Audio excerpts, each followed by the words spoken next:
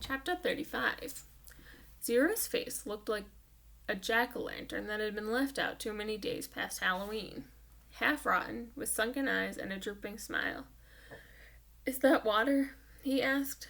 His voice was weak and raspy. His lips were so pale they were almost white, and his tongue seemed to flop around uselessly in his mouth as he spoke, as if it kept getting in the way. "It's empty," said Stanley. He stared at Zero, not quite believing that he was real. "I tried to bring you the whole water truck, but," he smiled sheepishly, "I drove it into a hole. I can't believe you're—" "Me neither," said Zero. "Come on, we gotta get back to camp." Zero shook his head. "I'm not going back." "You have to. We both have to." "You want some sploosh?" Zero asked. "What?" Zero shaded his eyes with his forearm. "It's cooler under the boat," he said. Stanley watched Zero crawl back through this hole. It was a miracle he was still alive, but Stanley knew he would have to get him back to camp soon, even if he had to carry him. He crawled after him. He was just able to squeeze his body through the hole. He never would have fit when he first came to Camp Green Lake. He'd lost a lot of weight. As he pulled himself through, his leg struck something sharp and hard. It was a shovel. For a second, Stanley wondered how it got there, but then he remembered that Zero had taken it with him after striking Mr. Pendanski. It was cooler under the boat, which was half buried in the dirt. There were enough cracks and holes in the bottom of the boat now the roof, to provide light and ventilation. He could see empty jars scattered about. Zero held a jar in his hand and grunted as he tried to unscrew the lid. "What is it?" "Sploosh." His voice was strained as he worked on the jar. "That's what I call it. They were buried under the boat." He still couldn't get the lid off. "I found 16 jars. Here, hand me the shovel." Stanley didn't have a lot of room to move.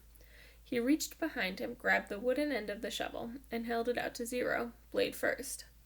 "Sometimes you just have to," Zero said. Then he hit the jar against the blade of the shovel, breaking the top of the jar clean off. He quickly brought the jar to his mouth and licked the sploosh off the jagged edges before it spilled. "Careful," Stanley warned. Zero picked up the cracked lid and licked the sploosh off that as well. Then he handed the broken jar to Stanley. "Drink some." Stanley held it in his hand and stared at it a moment. He was afraid of the broken glass. He was also afraid of the sploosh. It looked like mud. Whatever it was, he realized, it must have been in the boat when the boat sank. That meant it was probably over 100 years old. Who knew what kind of bacteria might be living in it? "It's good," said Zero, encouraging him. He wondered if Zero had heard of bacteria. He raised the jar to his mouth and carefully took a sip. It was warm, bubbly, mushy nectar, sweet and tangy. It felt like heaven as it flowed over his dry mouth and down his parched throat. He thought it might have been some kind of fruit at some time, perhaps peaches. Zero smiled at him. "I told you it was good." Stanley didn't want to drink too much, but it was too good to resist. They passed the jar back and forth until it was empty. "How many are left?" he asked. "None," said Zero. Stanley's mouth dropped. "Now I have to take you back," he said. "I'm not digging any more holes," said Zero. "They won't make you dig," Stanley promised. "They'll probably send you to a hospital like Barfbag." "Barfbag stepped on a rattlesnake," said Zero. Stanley remembered how he almost done the same. "I guess he didn't hear the rattle." "He did it on purpose," said Zero. "You think?" "He took off his shoe and sock first." Stanley shivered as he tried to imagine it. "What's Marialuau?" asked Zero. "What?" Zero concentrated hard. "Marialuau. I have no idea." "I'll show you," said Zero. He crawled back out from under the boat. Stanley followed. Back outside, he had to shield his eyes from the brightness. Zero walked around to the back of the boat and pointed to the upside-down letters. "Marialuau.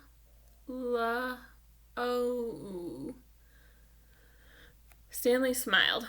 "Mary Lou. It's the name of the boat." "Mary Lou," Zero repeated, saying the letters. I thought Y made the Y sound. It does, said Stanley, but not when it's at the end of the word. Sometimes Y is a vowel, and sometimes it's a consonant. Zero suddenly groaned. He grabbed his stomach and bent over. Zero dropped to the ground.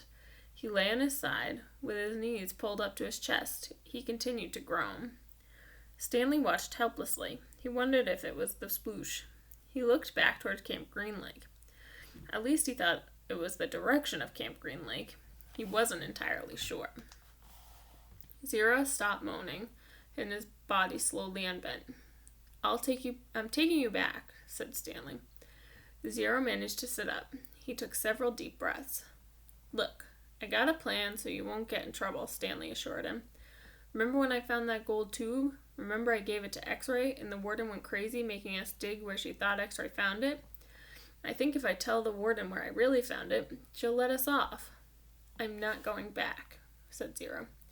You've got nowhere else to go, said Stanley. Zero said nothing. You'll die out here, said Stanley. Then I'll die out here. Stanley didn't know what to do.